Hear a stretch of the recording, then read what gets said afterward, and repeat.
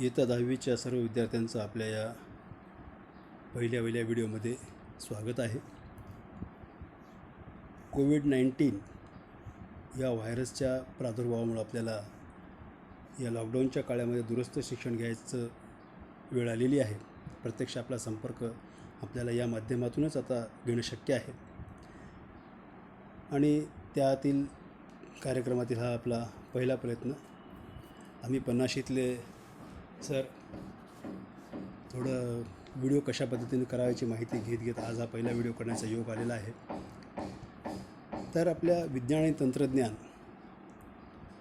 या विषयातील भाग 1 मधील पहिला जो पाठ आहे त्याच्यात आपण सुरुवात करू. बाकी काही जास्त भूमिका न घेता सर आपण पाठाला सुरुवात करू. या गुरुत्वाकर्षण या पाठामध्ये आपल्याला एकूण 7 मुद्दे पाहायचे आहेत. त्या 7 मुद्द्यांमध्ये एक गुरुत्वाकर्षण, त्यानंतर वर्तुळाकार गती, केपलरचे नियम, न्यूटनचा वैश्विक गुरुत्वाकर्षणाचा सिद्धांत, पृथ्वीचे गुरुत्वीय त्वरण, मुक्त पतन आणि मुक्त वेग, हे एवढे मुद्दे आपल्याला या पाठामध्ये पाहायचे आहेत. या सगळ्यांचा अभ्यास करत असताना त्याच्या अगोदर थोडे आठवा या सदराखाली या ठिकाणी इथे थोडे आठवा या सदराखाली आपल्याला इथे काही प्रश्न दिलेले आहेत, जेणेकरून आपल्याला आतापर्यंत काय काय माहिती आहे, आपल्याला काय काय पूर्वी झालेलं आहे याची उजळणी करून मग आपल्याला पुढच्या पाठाला सुरुवात करायची अशी एक पद्धत असते. तर त्या प्रस्तावनाच्या अगोदरचं काय काय झाले त्याची एक प्रस्तावना घ्यायची असते. त्यातला पहिला प्रश्न आहे, एखाद्या वस्तूवर बल लावल्यास काय परिणाम घडून येतो. आपण प्रत्यक्ष जर तासामध्ये बसलो असतो अमोरासमोर, हा प्रश्न मी केल्यानंतर तुम्ही सांगितलं असतं मला की सर एखाद्या वस्तूवर बल लावल्यानंतर त्या वस्तूला वेग प्राप्त होतो, ती वस्तू गतिमान होते, किंवा एखाद्या वस्तूवर वेग लावल्यावर एखादी वस्तू गतिमान असेल आणि त्याच्या विरुद्ध दिशेने जर बल लावलं तर ती वस्तू थांबते. असे वेगवेगळे परिणाम. एखादी वस्तू स्थितिस्थापक असेल, लवचिक असेल, त्या वस्तूवर जर बल लावलं तर त्याचा आकार बदलतो. असे अनेक वेगवेगळे परिणाम तुम्ही सांगू शकला असतात. तर तो हा भाग आहे. त्यानंतर आहे, तुम्हाला बलाचे कोणते प्रकार माहीत आहेत. मला वाटतं इयत्ता 8वीमध्ये आपल्याला हे बलाचे प्रकार झालेले आहेत. त्यात प्रमुख 2 प्रकार असतात, संपर्क बल आणि असंपर्क बल. म्हणजे प्रत्यक्ष 2 वस्तू एकमेकाच्या संपर्कात आल्यानंतर जो परिणाम होतो, जो बल निर्माण होतो, जो बल प्रयुक्त होतो, त्याला संपर्क बल म्हणायचं. आणि दुसऱ्या एक प्रकारचं बल असतं की जेव्हा 2 पदार्थ एकमेकाच्या प्रत्यक्ष जवळ येत नाहीत, फक्त एका विशिष्ट अंतरापर्यंत येतात पण त्यांचा प्रत्यक्ष संपर्क होत नाही, तेव्हा त्या बलाला असंपर्क बल असं म्हणतात. आता हे मला लिहिता येणार नाही याच्यावर. असंपर्क बल असे 2 बल असतात. त्यानं आता हे आपल्याला संपर्क आणि असंपर्क बलामधील आता एक उदाहरण आपण घेऊ शकतो. एखादी वस्तू आहे, त्या वस्तूला आपल्याला ढकलायचं आहे, तर आपल्याला काय करावं लागेल, त्या वस्तूपासून विशिष्ट अंतरावर उभं टाकून आपण ढकल्यासारखा हात जर केला तर ती वस्तू हलेल का? हलत नाही. मग आपल्याला त्या वस्तूला स्पर्श करावा लागेल आणि त्या वस्तूला ढकलावं लागेल हाताने. हा कोणता बल? आपण लावलेलं जे बल आहे ते कोणतं आहे? संपर्क बलामध्ये. त्याच्या उलट 2 चुंबक आपण घेतले, ते 2 चुंबक एकमेकाच्या जवळ जर आणले तर जवळ न येता जर ते एकमेकांच्या समोर त्यांचे विरुद्ध विजातीय ध्रुव जवळ असतील तर ते एकमेकाला चिकटतात, प्रत्यक्ष संपर्क न होता सुद्धा. आणि सजातीय ध्रुव जर असतील तर एक चुंबक दुसऱ्या चुंबकाजवळ गेल्याबरोबर दुसरा चुंबक दूर सारला जातो. प्रतिकर्षण दिसतं आपल्याला त्या ठिकाणी. म्हणजे आकर्षण प्रतिकर्षण हे जे चुंबकातले जे बल दिसतात आपल्याला ते कोणते आहेत? असंपर्क बल, म्हणजे संपर्क न होता अशा प्रकारचे ते बल आहेत. तर आपण हे गुरुत्वाकर्षण जे पाहत आहोत तर त्या असंपर्क बलापैकी एक आहे. म्हणजे पृथ्वी एखाद्या वस्तू जेव्हा बल प्रयुक्त करते तर ती वस्तू प्रत्यक्ष पृथ्वीला स्पर्श केलेली असेलच असं काही नाही, किंवा विश्वातील कोणत्याही 2 वस्तू एकमेकाला आकर्षित करतात. हा जो बल आहे ह्याला गुरुत्वाकर्षण बल असं नाही. गुरुत्वाकर्षण बलाविषयी तुम्हाला काय माहिती आहे असा प्रश्न दिलेला आहे. तर ह्याच्यापूर्वी आपला गुरुत्वाकर्षण बल झालेला आहे. गुरुत्वाकर्षण बल हे एक वैश्विक बल आहे. वैश्विक म्हणजे संपूर्ण ब्रह्मांडामध्ये, सर्व विश्वामध्ये हे बल व्याप्त आहे. विश्वातील पृथ्वीवरील किंवा खगोलीय कोणत्याही 2 वस्तूमध्ये हा बल प्रयुक्त असतो. आता आपल्या जवळ बसलेल्या 2 मित्रांमध्ये हा बल असतो. ते दोन्ही एकमेकाकडे आकर्षण बल त्यांच्यामध्ये कार्यरत करत असते. पण हे जे आकर्षण बल आहे त्या आकर्षण बलाचा परिणाम इतका क्षीण असतो की त्यांची टक्कर होत नाही, ते आकर्षिले जात नाहीत आपोआप. कारण त्याच्यापेक्षा जास्त बल पृथ्वीचं असतं. पृथ्वीचं गुरुत्वाकर्षण बल त्या दोन पदार्थातील आकर्षणापेक्षा जास्त परिणामकारक असतं. त्याची शक्ती जास्त असते, म्हणून त्याचं परिमाण जास्त असते, म्हणून ते पृथ्वीकडे आकर्षिलेले असतात. त्यामुळे एकमेकांची टक्कर होत नाही. म्हणजे याचा अर्थ संपूर्ण खगोलीय म्हणजे विश्वातील सर्व दोन वस्तूमध्ये अशा प्रकारचं बल असतं. पृथ्वीवरील दोन वस्तूंमध्ये नव्हे तर कोणत्याही दोन खगोलीय वस्तूंमध्येही हे बल प्रयुक्त होते. हे आपण आतापर्यंत पाहिलेलं आहे. थोडे 8व्या या सत्राखाली आपण एवढी माहिती आपण घेतलेली आहे. आता काय करू, थोडंसं पुढे जाऊ. यामध्ये आहे हे गुरुत्वाकर्षण. एक मिनिट. हे गुरुत्वाकर्षणाचा शोध सर आयझॅक न्यूटन यांनी लावला, हे आपल्याला माहीत आहे. आपण एक कथा ऐकलेली, गोष्ट ऐकलेली आहे की पूर्वीच्या अभ्यासक्रमात झालेली आहे. न्यूटन लहान असताना एका झाडाखाली बसले होते, सफरचंदाच्या झाडाखाली. तेव्हा एक सफरचंद तुटून खाली पडला, त्यांच्या अंगावर पडला किंवा खाली पडला. तो जेव्हा खाली पडला सफरचंद तुटून, तेव्हा त्यांना असं लक्षात आलं की सफरचंद तुटल्यानंतर त्यांना प्रश्न पडला की सफरचंद तुटल्यानंतर तो खाली का आला, पृथ्वीकडेच खालीच का पडला, तो तसाच वर काय गेला नाही, किंवा असा आडवा सरळ का जात राहिला नाही, असा प्रश्न पडला. असं का होते, हा जो प्रश्न त्यांना पडला, असं का होते, असा प्रश्न पडला पाहिजे व्यक्तीला. माणसानं नेहमी जिज्ञासू असलं पाहिजे आणि विद्यार्थ्यांनी आपल्यामध्ये ही जिज्ञासू वृत्ती जोपासली पाहिजे. का, केव्हा, कसे, कुठे, कशामुळे, त्याच्यामागचे कारण काय आहे यांचा शोध सतत घेत राहिल्यानंतर अशा प्रकारचे न्यूटन तयार होतात. अशी प्रवृत्ती आपल्यामध्ये जाणीवपूर्वक जोपासली पाहिजे. जर नसेल आपल्यामध्ये जाणीवपूर्वक आपण जोपासली पाहिजे. जास्तीत जास्त प्रश्न आपल्याला पडले पाहिजे आणि त्यांचे उत्तर शोधण्याचा आपण प्रयत्न केला पाहिजे. तर त्यांनी तसा प्रयत्न केला की असं एक कोणती त्यांनी पाहिली, फक्त सफरचंदच नाही तर कोणती वस्तू पडली की ती खालीच पडते. तुटल्यानंतर, सोडल्यानंतर एखादा दगड वर फेकला तर तो सरळ वर जात राहील का, नाही, एका विशिष्ट अंतरावर जाईल, त्यानंतर तो खालीच येतो. म्हणजे त्यांनी असं निष्कर्ष काढला, खूप विचार केल्यानंतर त्यांना असं लक्षात आलं की निष्कर्ष काढला की पृथ्वी सफरचंदाला स्वतःकडे आकर्षित करत असेल व या आकर्षण बलाची दिशा पृथ्वीच्या केंद्राकडे असेल. पृथ्वी एखाद्या वस्तूला जेव्हा आपल्याकडे ओढते तेव्हा ती कोणत्या दिशेला ओढते, पृथ्वीच्या केंद्राकडे तो पदार्थ आकर्षिला जातो. इथे आकृती आपल्याला दिलेली आहे, ही आकृती, ही आकृती. या ठिकाणी न्यूटन बसलेले आहेत. इथं हा सफरचंद पडला आहे खाली. सफरचंद पडल्यानंतर त्यांना प्रश्न पडला की हा सफरचंद खाली का पडला, इथून निघाल्याबरोबर, तुटल्याबरोबर, झाडापासून मोकळा झाल्याबरोबर हा सफरचंद असा वरच का गेला नाही, किंवा क्षितिज समांतर असा का गेला नाही. या आकृतीने त्यांनी सगळं दाखवायचा प्रयत्न केलेला आहे. म्हणजे आता फक्त सफरचंद असा बल प्रयुक्त होतो का, तर न्यूटनने विचार केला की फक्त सफरचंद जवळच्याच पदार्थावर पृथ्वी असा बल प्रयुक्त करते का, नाही, तर बल, हे जे बल आहे पृथ्वी जो बल लावते, प्रयुक्त करते, तो बल वेगवेगळ्या उंचीवर असलेल्या पदार्थावर, सफरचंदावर नाही तर वेगवेगळ्या उंचीवर असलेल्या, बऱ्याच अधिक उंची असलेल्या, पृथ्वीपासून खूप दूर असलेल्या चंद्रासारख्या वस्तूवरही पृथ्वी बल प्रयुक्त करत असेल का, सूर्य, ग्रह, चंद्राहून अधिक दूरच्या खगोलीय वस्तूवरही प्रयुक्त असा बल होत असेल का, हा त्यांना प्रश्न पडला. व त्यांनी त्याचा शोध घेतला. तेव्हा त्यांना असं लक्षात आलं की हो, अशा सर्व वस्तूंवर पृथ्वी बल प्रयुक्त करते. सूर्य सर्व ग्रहांवर अशा प्रकारचं बल प्रयुक्त करतो. पृथ्वी चंद्रावर बल प्रयुक्त करते. एवढंच आहे की या बलांचं परिमाण जे आहे ते थोडं क्षीण असते, अतिशय तीव्र बल नसते की जेणेकरून ते एकमेकाकडे आकर्षिले जातील. त्यानंतर आहे पुढचा मुद्दा आहे आपला बल व गती, फोर्स आणि मोशन. एखाद्या वस्तूच्या वेगाच्या परिमाणात किंवा गतीच्या दिशेत बदल घडवून आणण्यासाठी त्यावर बल प्रयुक्त होणे आवश्यक असते. हे आपण आत्तापर्यंतच्या पाठामध्ये पाहिलेले आहे.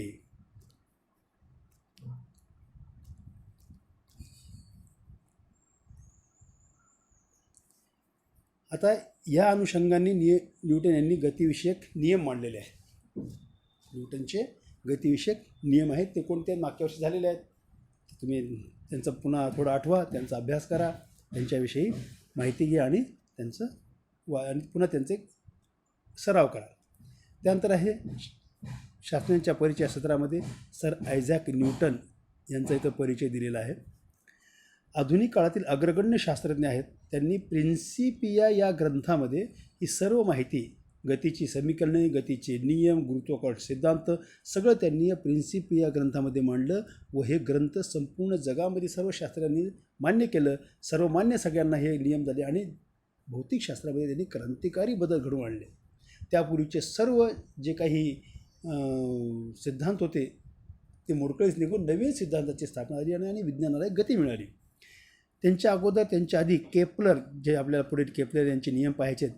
केपलर यांनी ग्रहांच्या कक्षेचे वर्णन करणारे 3 नियम मांडले होते. परंतु ग्रह या नियमाप्रमाणे भ्रमण का करतात यामागील कारणाची त्यांना जाण नव्हती. केपलर यांनी काय केलं की असे नियम मांडले की सूर्य आहे, सूर्याभोवती ग्रह परिभ्रमण करतात, चंद्र पृथ्वीभोवती परिभ्रमण करतो. हे जे भ्रमण करतात त्याचे नियम मांडले. भ्रमण करण्याचे नियम आहेत, कशा पद्धतीने भ्रमण करतात, त्यांचे काय, कोणते, त्यांच्या काय कोणते नियम त्यांना लागू होतात हे त्यांनी मांडले. परंतु त्यांना हे माहीत नव्हतं की हे का भ्रमण करतात, ते कोणतं कारण आहे. त्या कारणावर अभ्यास करून, त्या केपलर यांच्या नियमांचा उपयोग करून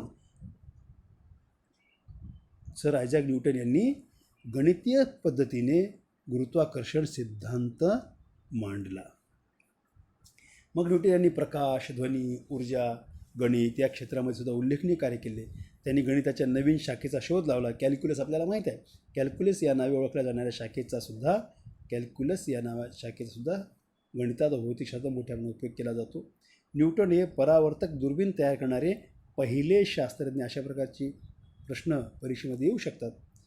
कोणती? परावर्तक दुर्बीण तयार करणारे शास्त्रज्ञ न्यूटन आहेत. किंवा परावर्तक दुर्बीण तयार करणारे शास्त्रज्ञ कोणते, किंवा न्यूटन यांनी कोणती दुर्बीण तयार केली, अशा प्रकारचा प्रश्न आपल्या परीक्षेमध्ये येऊ शकतो.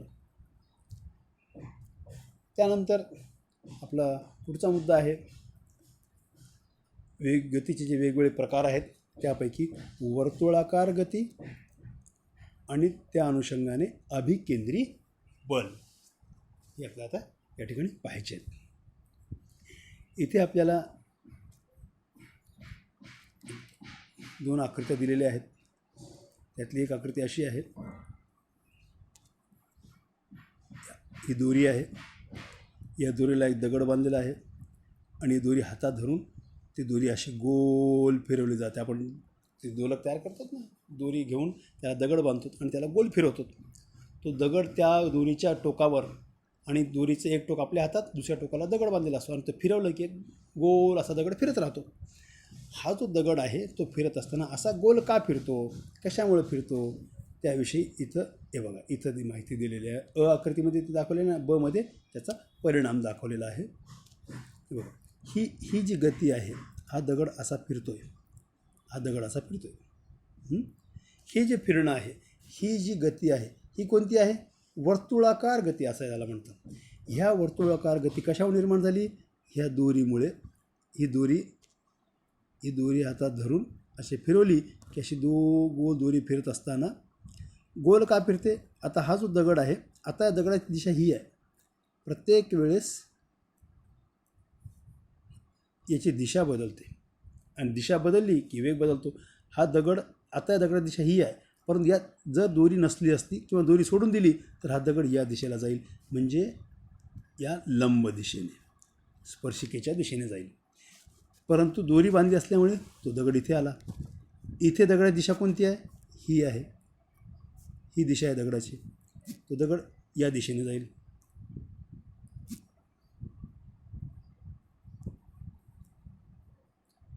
एक मिनिट. हां, तो दगड या दिशेने जाईल. परंतु दोरी बांधली असल्यामुळे तो तिकडे जाऊ शकत नाही. पुन्हा त्याचा वेग बदलतो. वेग बदलतो म्हणजे दिशा बदलली म्हणजे वेग बदलला. वेग जेव्हा बदलतो, एकतर त्याची दिशा बदलेल किंवा चालीचं परिमाण बदलेल. परिमाण आणि दिशा या दोन्ही मिळून वेग बनतं. त्यापैकी कशाचाही बदल झाला, दिशेत बदल झाला किंवा परिमाणात बदल झाला तरी वेग बदलला असं त्याचा अर्थ असतो. तर हे जे आहे, आता दगड या दिशेने आहे, परंतु तो जाऊ शकत नाही, तिकडे दोरी बांधलेली आहे. आता इथे आला दगड, या ठिकाणी त्याची दिशा ही आहे आणि अशामुळे तो असा गोल फिरत राहतो. असा बाहेर जाऊ शकत नाही, म्हणजे कोणतं तरी बल आहे की ते त्याला बाहेर जाऊ देत नाही, ते त्याला इकडे बांधला गेलेला आहे, या दिशेने आहे तो. गतीमुळे त्याची दिशा ही आहे, परंतु दोरीमुळे त्याला या दिशेने काय आहे, बल लावलेला आहे. इकडे त्याला बल प्रयुक्त झालेला आहे या दिशेने. हे बघा, हे बल आहे. इथे इथे हिरवी रेष दाखवलेली आहे, ही बल या दिशेने आहे. जे बल केंद्राकडे आकर्षित करते, म्हणजे वर्तुळाकार गतीमध्ये एखादी वस्तू फिरत असताना त्या वर्तुळाचं जे केंद्र आहे त्या केंद्राकडे जे बल प्रयुक्त असते त्या बलाला कोणतं बल म्हणतात, अभिकेंद्री बल.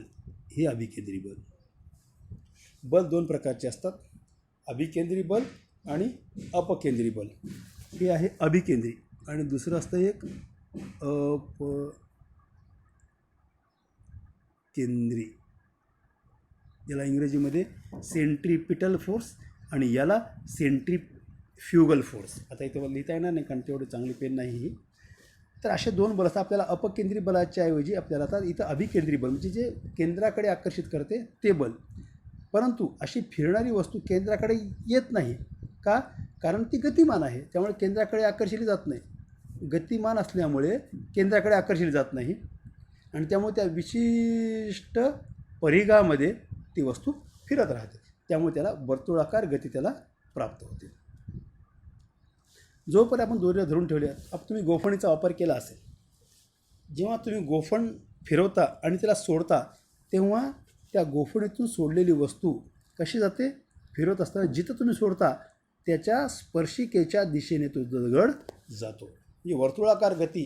आणि जेव्हा तुम्ही सोडता तेव्हा त्या पद्धतीनंच त्याला सोडावं लागते. तुम्हाला इथं जर गोफणीचा दगड जाऊ द्यायचा असेल तर तुम्हाला त्याला इथे सोडावं लागेल आणि इथे जर दगड जाऊ द्यायचा असेल तर तुम्हाला त्याला इथून सोडावं लागेल. म्हणजे ही वर्तुळाकार गती आणि हे केंद्राकडे असलेलं अभिकेंद्री बल. सोडून दिलं तर अभिकेंद्रिक बल नाहीसं होतं आणि गतीचा परिणाम होतो आणि ती वस्तू पलीकडे निघून जाते.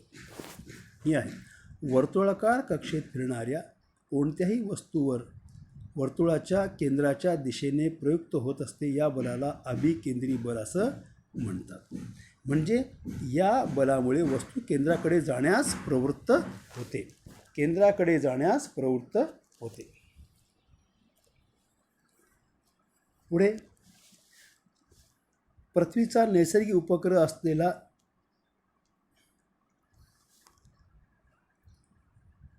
पृथ्वीचा नैसर्गिक उपग्रह आहे. कोण आहे तो? तो आहे चंद्र. हा चंद्र पृथ्वीचा नैसर्गिक उपग्रह आहे. म्हणजे चंद्र हा पृथ्वीच्या सभोवती विशिष्ट कक्षेमध्ये परिभ्रमण करतो हे आपल्याला माहीत आहे. म्हणजे त्याची दिशा अर्थात वेग सारखा बदलत असतो. दिशा बदलते म्हणजे वेगही बदलतो. चाल कायम राहील, परंतु दिशा बदलली म्हणजे वेग बदलला, चाल नाही. मग त्यावर काही बल सतत प्रयुक्त असेल काय, याचं उत्तर काय होईल? आता तुम्ही सांगितलं असतं हो सर त्याच्यावर बल प्रयुक्त होत आहे. कोणतं बल आहे? अभिकेंद्री बल. म्हणजे आता इथे आपण थोडंसं एक छोटंसं आपण चित्र काढू या ठिकाणी.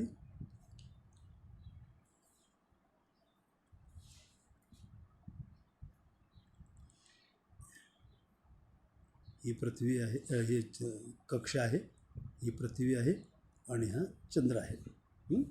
आता हा चंद्र जो आहे तो पृथ्वीभोवती फिरतो आहे विशिष्ट कक्षेमध्ये. आता हा फिरत असताना या पृथ्वी त्याला आकर्षित करते का? हो, त्याच्यावर गुरुत्वाकर्षण बल पृथ्वी काय करते? आकर्षित करते. आणि हा गुरुत्वाकर्षण बल म्हणजे या ठिकाणी कोणतं आहे? अभिकेंद्री बल. आणि चंद्र गतिमान आहे. जर पृथ्वीनं त्याला आकर्षित करून ठेवलं नसतं, गुरुत्वाकर्षण बल प्रयुक्त झालं नसतं तर चंद्र या दिशेने निघून गेला असता किंवा पहिल्या वेळेस इथपर्यंत आला असता, दुसऱ्या वेळेस असा, तिसऱ्या वेळेस असा करत करत करत दूर निघून गेला असता. परंतु या ठिकाणी अभिकेंद्री बल कार्य करत असल्यामुळे पृथ्वीच्या केंद्राकडे तो ओढला जातो आणि गतीमुळे जवळ पृथ्वीकडे येते नाही आणि गती असल्यामुळे अभिकेंद्री बल असल्यामुळे पलीकडे जात नाही आणि गती असल्यामुळे पृथ्वीकडे येत नाही. त्यामुळे विशिष्ट कक्षेमध्ये तो फिरत राहतो. तर या बलाची दिशा कोणती असेल? या बलाची दिशा पृथ्वीकडे असेल. जर असे बल नसते चंद्राची गती कशी राहिली असती? ती वर्तुळाकार राहिली नसती. आपल्या सौरमालेतील इतर ग्रह सूर्याभोवती असेच भ्रमण करतात का? ह्याचं उत्तर आपण हो असं देणार. त्यावरही असे बल प्रयुक्त होत असते का? हो. त्यांची दिशा कोणती असेल? त्या स्पर्शिकेच्या दिशेने. ज्या दिशेने गती आहे त्यावेळेस त्या स्पर्शिकेला लंब जी दिशा आहे ती दिशा असेल. आता मागील कृती उदाहरण प्रश्नांचा विचार केला असं लक्षात येते की चंद्राला पृथ्वीभोवती किती वेळ झालं हे? 20 मिनिटं झाले. अजून 10 मिनिटं आपण बघू प्रयत्न करू. लक्षात येते की चंद्राला पृथ्वीभोवती त्याच्या कक्षेत फिरत ठेवण्यासाठी त्यावर बल प्रयुक्त होणे आवश्यक आहे. तसेच हे बल पृथ्वीच प्रयुक्त करत असेल व चंद्रा स्वतःकडे आकर्षित करत असेल त्याप्रमाणे सूर्य देखील पृथ्वीसह सर्व ग्रहांना स्वतःकडे आकर्षित करत असणार. बरोबर आहे. आता हे झालं गुरुत्वाकर्षण. त्यांच्या पूर्वी गुरुत्वाकर्षण सिद्धांत मांडल्या जाण्याच्या पूर्वी केप्लर यांनी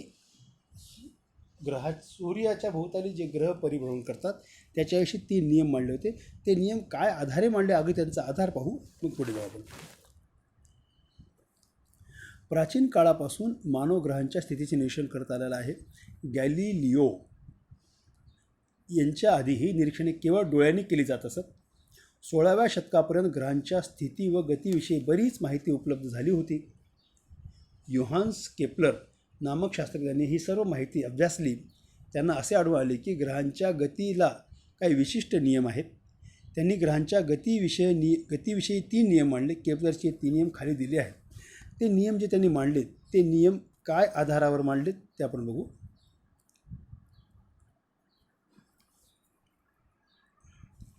इथे पहा, थोडं मोठं करतो या आकृतीला मी. इथे अजून हां,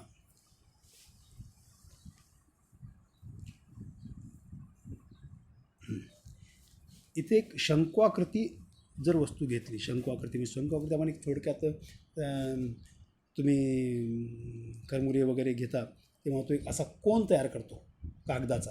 असा कोन तयार करतो. खाली टोकाला निमुळत असतो आणि वरती असा गोल फुगा असतो. त्याला कसं असते बघा, मी तुम्हाला दाखवायचा प्रयत्न करतो. अशा प्रकारची ती पुडी असते. आणि ह्याच्यामध्ये ते वस्तू ठेवलेल्या असतात. ही आकृती कोणती आहे? ही शंकवाकृती आकृती आहे. ही शंकवाकृती. त्या कागदाला असं दुमडून जर तुम्ही कापलं तर या ठिकाणी असं जर कापलं त्याला तर या ठिकाणी आपल्याला अशा प्रकारचा लंब वर्तुळाकार मिळतो. म्हणजे असा लंब वर्तुळाकार आकृती आपल्याला त्या ठिकाणी मिळते. आता ही तशी लंब वर्तुळाकार आकृती आपल्याला इथे मिळाली असं समजा. आता हे जे लंब वर्तुळाकार कक्षा आहे हा सूर्याच्या भोवताली ग्रह फिरतोय. तर त्या ग्रहाची जी ही कक्षा आहे इथं ग्रह आता या ठिकाणी आहे समजा. ग्रह असा सूर्याच्या भोवताली असा फिरतोय. हा फिरत असताना सूर्य त्याला 2 नाभी असतात कक्षेला, F1 आणि F2. सूर्य एकतर F1वर असेल किंवा F2 नाभीवर असेल. सूर्य हा कक्षेच्या नाभीवर असतो. पुढे येईल ते आपल्याला.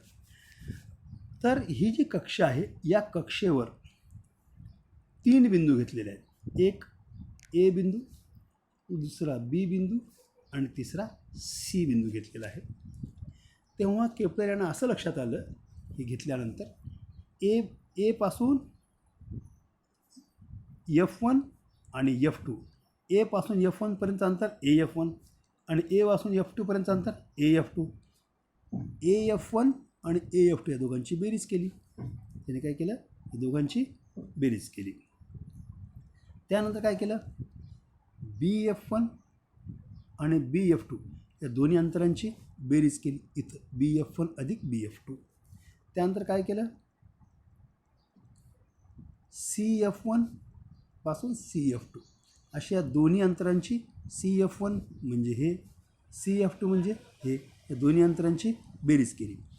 तेव्हा त्यांना असं लक्षात आलं की AF1 आणि AF2 यांचं जेवढं अंतरांची जी बेरीज आहे तेवढीच BF1 BF2ची आहे, तेवढीच CF1 CF2ची आहे. म्हणजे तीन म्हणजे वर्तुळावर दोन नाभिबिंदू असतात. या दोन नाभिबिंदूपासूनच्या वृत्तावरील कोणत्याही बिंदूच्या अंतरांची बेरीज एक समान असते. हा त्यांनी एक सिद्धांत या ठिकाणी मांडला. त्यानंतर पाहू केपलर यांचा पहिला नियम. आपण पाहू आता. केपलर जे 3 नियम मांडले ना, त्या 3 नियमापैकी एक पहिला नियम.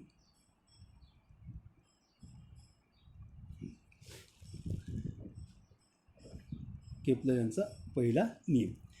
पहिला नियम काय सांगतो? ग्रहांची कक्षा ही लंबवर्तुळाकार असून सूर्य त्या कक्षेच्या एका नाभीवर असतो. ग्रहांची कक्षा लंबवर्तुळाकार असते, आपण पाहिले आधीच. म्हणजे ए या ठिकाणी ग्रह आहे आणि हा आहे सूर्य. हा ग्रह सूर्याभोवती फिरतोय. ही कक्षा कशी आहे? लंबवर्तुळाकार आहे. अशी तंतोतंत गोल आहे का? नाही, अशी लांबट गोल, याला लंबवर्तुळ असं म्हणतात. लंबवर्तुळाकार त्याची कक्षा आहे. हा पहिला. आणि लंबवर्तुळाला 2 नाभी असतात. ही एक नाभी जिथं सूर्य आहे आणि ही एक नाभी. मग सूर्य कुठे असतो? एका नाभीवर सूर्य असतो, दुसऱ्या नाभी नाही. कोणत्या एका नाभीवर सूर्य असतो.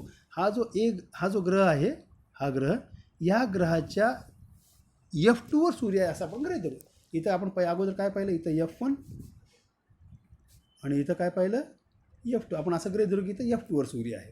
चालेल. चल,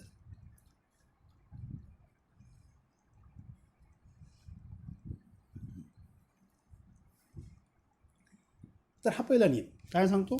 ग्रहांची कक्षा ही लंबवर्तुळाकार असून सूर्य त्या कक्षेच्या एका नाभीवर असतो.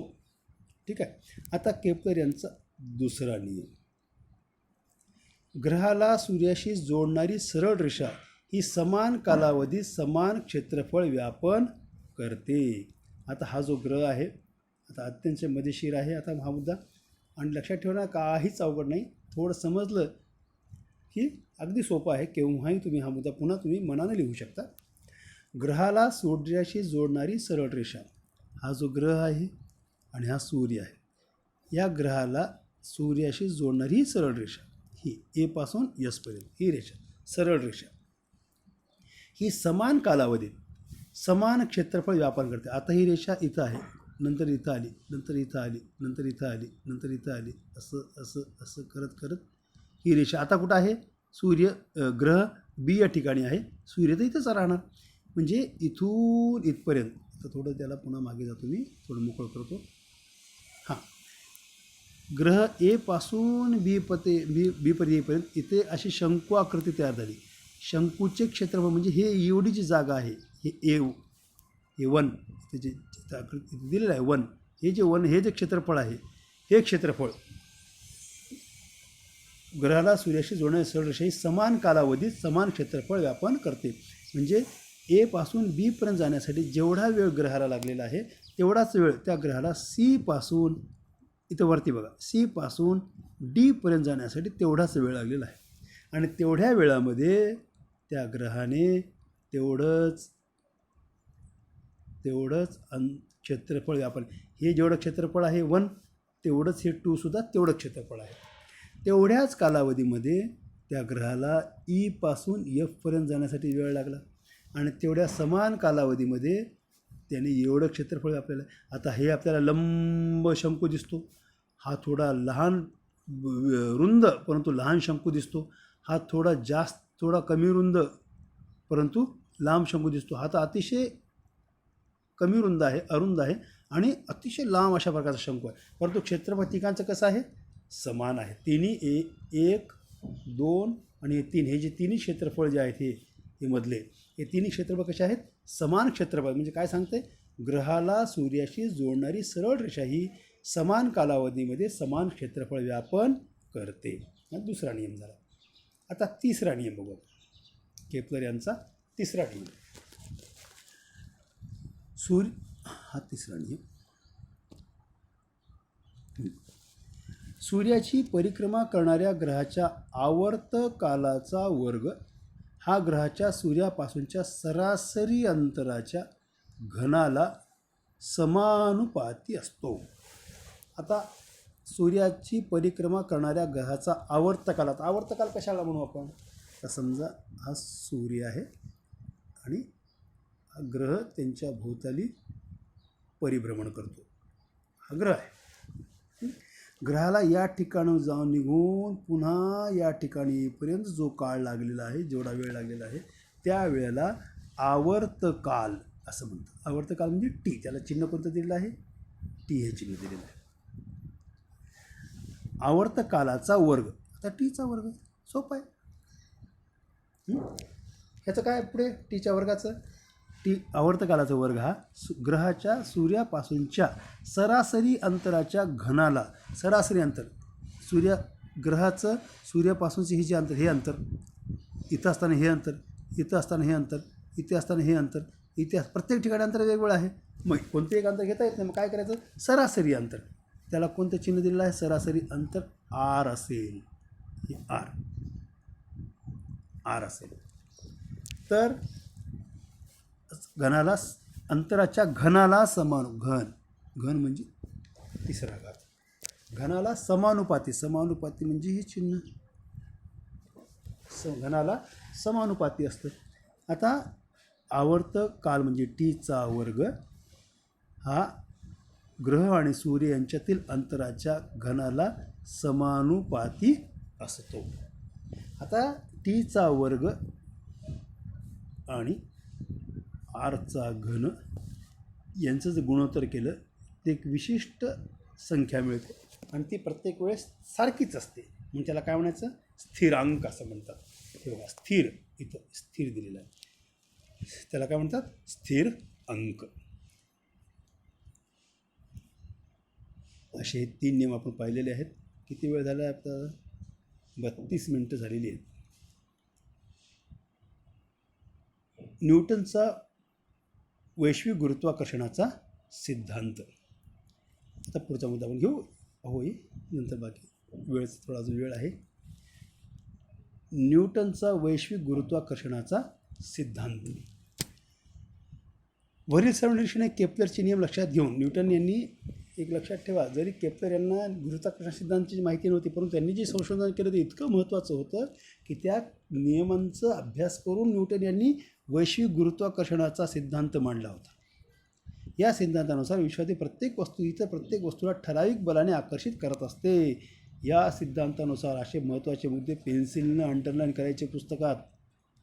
पेनचा वापर करायचा नाही, कारण आपल्यानंतर दुसरं कोणी पुस्तक वापरतं, त्याला आपल्या केलेल्या खुणा त्याचं हे करायचं नाही. त्याला त्याचा अभ्यास करण्यासाठी पेन्सिलच्या खुणा असल्या तर तो मिटवतो.